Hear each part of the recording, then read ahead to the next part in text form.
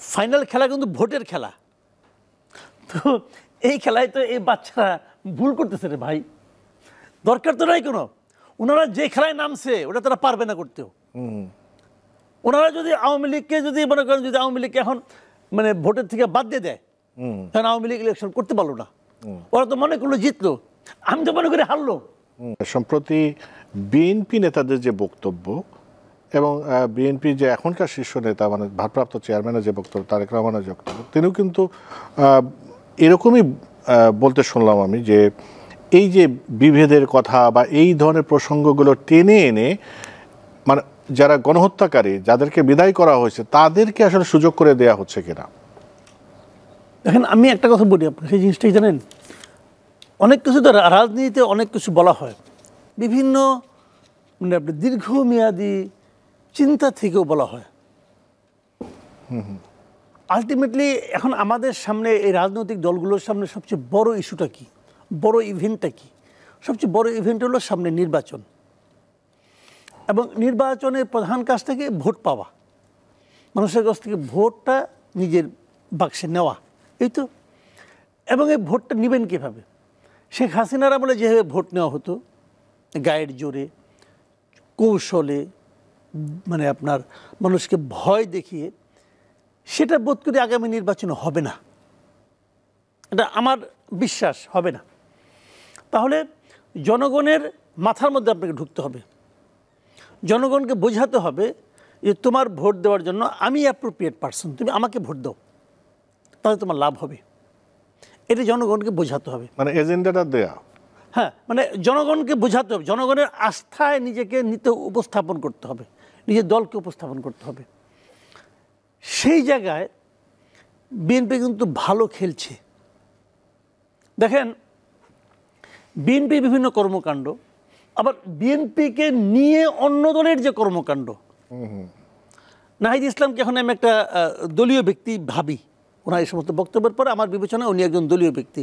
নাহিদ ইসলাম অথবা মাহফুজুল আলম, হ্যাঁ মাহফুজ আলম, এই লোকগুলিকে এখন আমি এক দলীয় ক্যারেক্টার হিসেবে চিন্তা করি, বিবেচনা করি।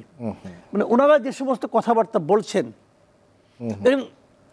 এটা যে এর মাধ্যমে কি হচ্ছে, বিএনপির খেলায় কিন্তু বিএনপি কিন্তু এটাই চাচ্ছিল আসলে। কিভাবে আমি বলি আপনাকে, মানুষের মধ্যে একটা ধারণা জন্মে গেছে না এখন, অথবা আওয়ামী লীগের মধ্যে একটা ধারণা জন্মে গেছে না যে আমাদের বোধহয় বিএনপিকে ধরেই সামনে অগ্রসর হতে হবে। আমরা যদি এই রাজনীতির মাঠে পুনর্বাসিত হতে চাই তাহলে বিএনপি আমার জন্য একটা ভরসা।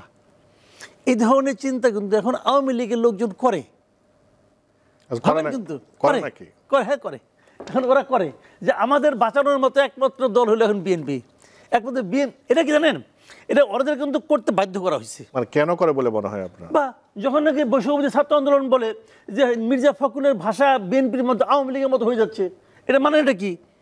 তখন আওয়ামী লীগ বলে যে এরা তো আমাকে নিষিদ্ধ করতে চায়, আর এরা বলতেছে বিএনপি আমার জন্য ফাইট করতেছে, তাহলে তো ঠিক আছে আমি বিএনপির লেজ ধরি। সিম্পল হিসাবটা কিন্তু সিম্পল, কোনো আলোচনা নাই এখানে। এবং বিএনপির অনেক নেতা আড়ালে অবডালে থেকে সত্য মিথ্যে জানি না, তারা তো এভাবেই বলে যে বিএনপির সঙ্গে প্রয়োজনে যুগপথ আন্দোলন করে আমরা গণতন্ত্র ফিরিয়ে আনবো। কোন গণতন্ত্র, যে গণতন্ত্র তারা দিয়েছিল, যাক সেটা অন্য বিতর্ক, ওটা অন্য মানে কৌতুককর মন্তব্য, এই আলোচনা যায় না।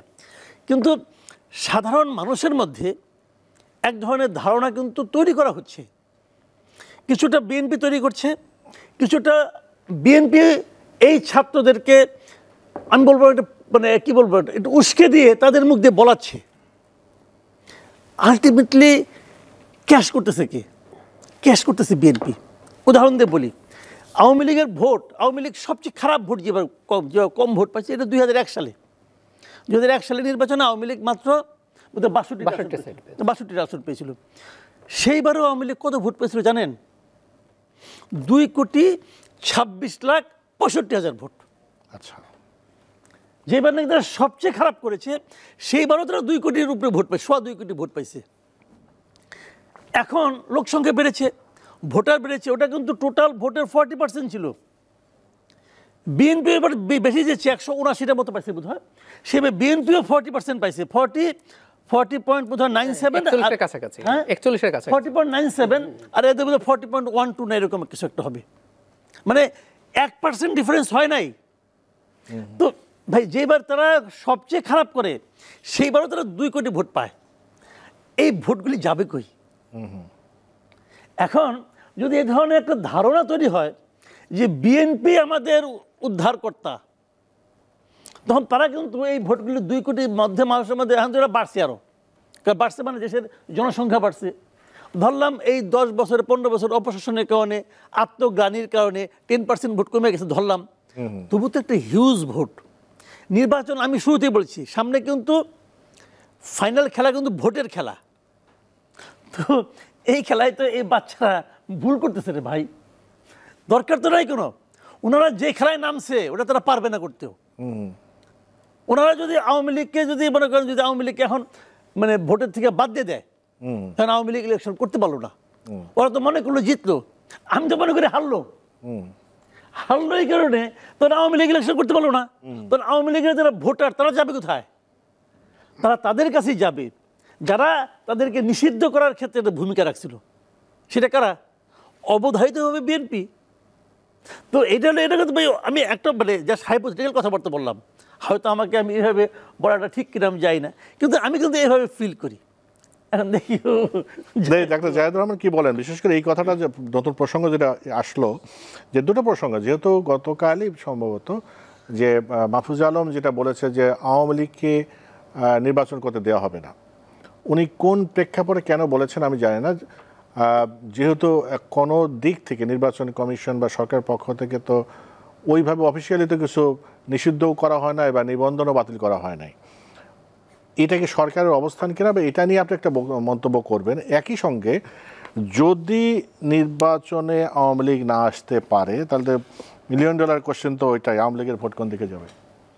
ধন্যবাদ। এখন মাসুদ ভাইয়ের সাথে একটা জায়গায় একটু ডিফার করি। তাদের ওই 40%-এর ভোট 10% কমেছে না, আমি মনে করি 20% কমেছে। মানে আওয়ামী লীগ স্টিল 20% যদি ভোট তার থাকে, আমি কমিয়ে যদি ধরি, আমাদের এখন 12.5 কোটি ভোটার, তার মানে 2.5 কোটি, মানে সময়ের পর এখনো 2.5 কোটি ভোটার আওয়ামী লীগকে ভোট দেবে এরকম একটা সম্ভাবনা আমি দেখি। মানে আমি আমাদের চারপাশ দেখে এটা একটা নতুন বাস্তবতা যেটা নিয়ে আমাদের আসলে ভবিষ্যৎ বাংলাদেশে ডিল করতে হবে।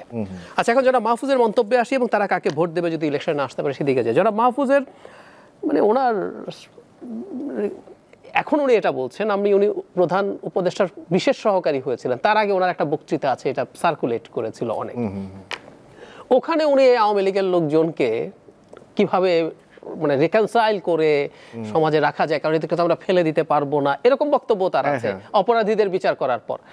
আচ্ছা, এখন উনি সরকারের উপদেষ্টা, মানে এই একটা জিনিস ওনাদেরকে বুঝতে হবে। কেউ কেউ বলেন যে ওনারা বয়স কম, মাসুদ ভাই বাচ্চা বললেন, বাচ্চাই, কিন্তু আপনি না যে চেয়ারগুলোতে বসেছেন ওই চেয়ারগুলোতে বসে বাচ্চামি করা যাবে না, খুব সোজা সাপটা কথা। কারণ এগুলো আপনি একটা মন্ত্রী পর্যায়ের চেয়ার, আপনি সরকারে আছেন। কেন বলছি কথাটা? সরকারকে স্ট্যান্ড নিয়েছে, নেন নাই। আচ্ছা, আগের মন্ত্রীরা আমরা বলতাম পলিটিক্যাল বক্তব্য, হতেই পারতো, আগে পলিটিক্যাল পার্টি ক্ষমতায় ছিল, সে পলিটিক্যাল বক্তব্য দেবে। এখন তো পলিটিক্যাল পার্টি ক্ষমতায় না, আপনি দিচ্ছেন।